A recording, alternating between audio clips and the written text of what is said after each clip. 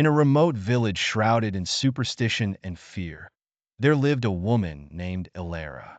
Her beauty was otherworldly, her presence commanding, yet there was something unsettling about her that no one could quite place.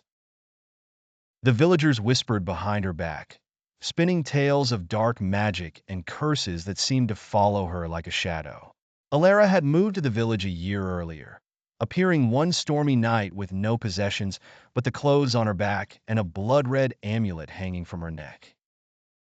The amulet was ancient, its surface etched with symbols that no one recognized, and those who dared to look too closely were seized by an inexplicable dread. Rumors spread that she was the wife of the devil himself, sent to sow chaos and misery among the villagers. They spoke of her late-night visits to the old chapel, where she would kneel before the altar, whispering in a language no one could understand. The priest, Father Gregory, had tried to confront her, but after a single meeting he locked himself away, refusing to speak to anyone ever again. The first to disappear was a young farmer named Thomas. He had been courting Elara, bewitched by her beauty, despite the warnings from the elders. One night, he ventured to her home, a dilapidated cottage at the edge of the forest. He was never seen again. His mother, frantic with worry, led a group of villagers to search the forest. They found his body hanging from a tree, his eyes wide open, his face twisted in terror. His heart had been carved out, and in its place was the same blood-red amulet that Elara always wore. The villagers were horrified, but none dared to confront her. Days turned into weeks, and the disappearances continued. Each victim was found with the same gruesome mutilation, their hearts missing, and an amulet placed in their chest. The villagers were gripped by fear, convinced that the devil's wife was claiming souls for her husband. One night, a brave man named William decided to end the terror. Armed with a silver cross and a knife, he broke into Elara's cottage. The inside was worse than he imagined. Black candles lined the walls, and the air was thick with the stench of decay.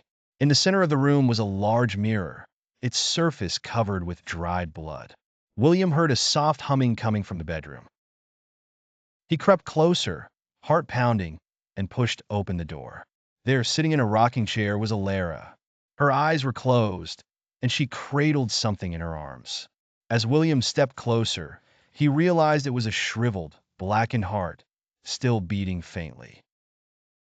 Elara's eyes snapped open, and she smiled, a smile that sent ice through William's veins. "You're too late," she whispered. "He's coming for you next." Before William could react, the mirror in the other room began to glow with a hellish red light.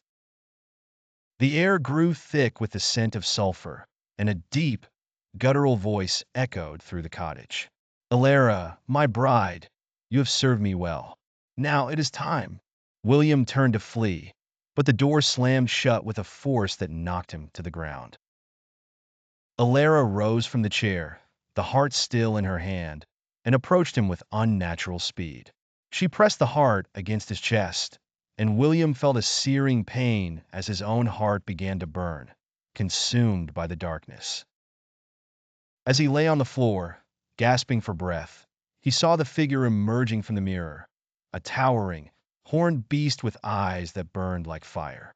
The last thing William heard was the devil's laughter as his soul was torn from his body, leaving nothing but a lifeless husk. The next morning, the villagers found Elara's cottage empty, the mirror shattered, and William's body lying in the clearing. His heart was missing, and in its place was the blood-red amulet.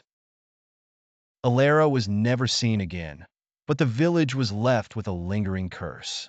Those who dared to speak her name found themselves haunted by nightmares of a beautiful woman with a devilish smile, a heart in her hand, and the echoes of her chilling whisper, "He's coming for you next."